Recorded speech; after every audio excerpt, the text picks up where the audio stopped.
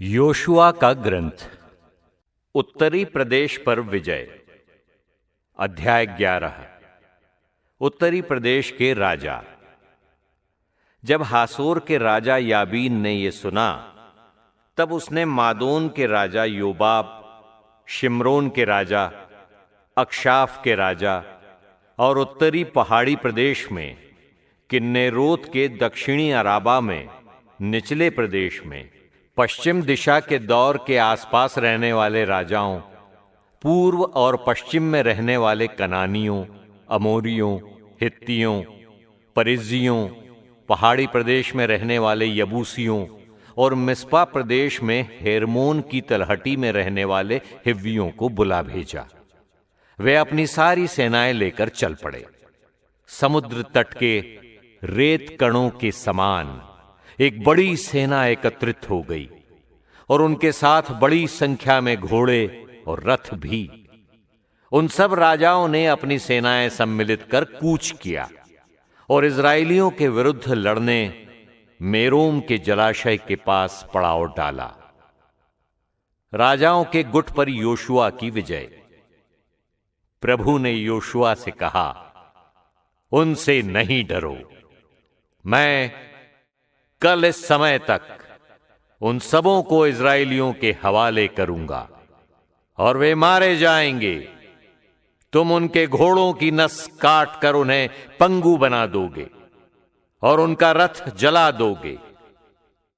Yoshua अपनी सारी सेना के साथ मेरोम के जलाशय की ओर बढ़ा और अचानक उन पर आक्रमण कर बैठा।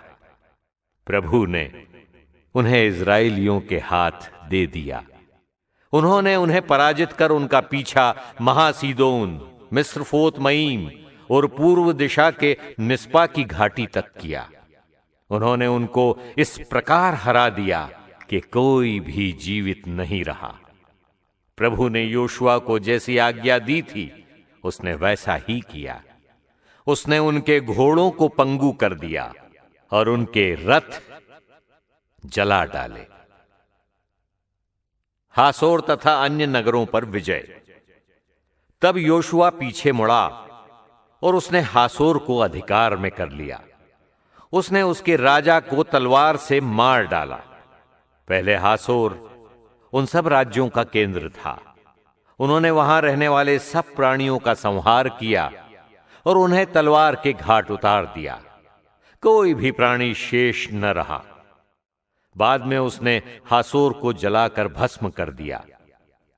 योशुआ ने उन राजाओं के सब नगरों और उनके सारे राजाओं को अपने अधीन कर लिया और जैसी प्रभु के सेवक मूसा की आज्ञा थी, उसने सबों को तलवार के घाट उतारा और उन नगरों का पूरा संहार किया।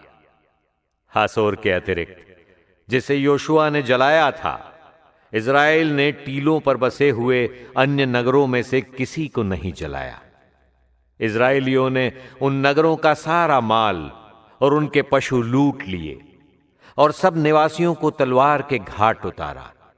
उन्होंने किसी भी प्राणी को जीवित नहीं छोड़ा। मूसा की आज्ञाओं का पूर्णतया पालन। प्रभु ने अपने सेवक मूसा को जैसा आदेश दिया था, मूसा ने योशुआ को वैसा ही आदेश दिया और योशुआ ने उसका पालन किया। प्रभु ने मूसा को जो जो आदेश दिए थे, योशुआ ने सबका पालन किया। इस प्रकार योशुआ ने सारे देश को अधिकार में कर लिया। पहाड़ी प्रांत, सारा नेगेब, गोशेन का सारा प्रांत, निचला प्रदेश, अराबा, इजराइल का पहाड़ी भाग और उसकी ढलाने, सेईर की चढ़ाई की ओर के हालाक पर्वत से लेकर हेर्मोन पर्वत श्रेणी की तलहटी पर लेबानोन की तराई में स्थित बालगाद तक। उसने उसके सब राजाओं को बंदी बनवाकर उनका वध किया। इन सब राजाओं से योशुआ को बहुत समय तक युद्ध करना पड़ा। गिबोन में रहने वाले हिव्वियों के अतिरिक्त और कोई नगर ऐसा नहीं था जिसने इजराइलियों के साथ संधि की हो। उन्होंने सबसे युद्ध कर उनको पराजित किया, क्योंकि प्रभु ने उनके हृदय को कठोर बना दिया था, जिससे वे इजरायलियों के विरुद्ध लड़ें और उनका दया किए बिना पूर्ण रूप से संहार कर दिया जाए, जैसा प्रभु ने मूसा को आदेश दिया था। अनाकियों का विनाश।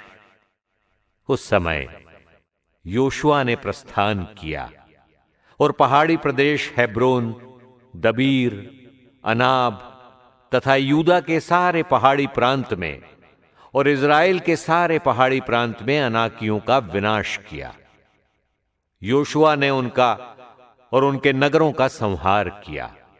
इज़राइली प्रदेश में कोई अनाकी जीवित नहीं रहा, केवल गाजा, गत और अशदोद में उनमें से कुछ जीवित रह गए।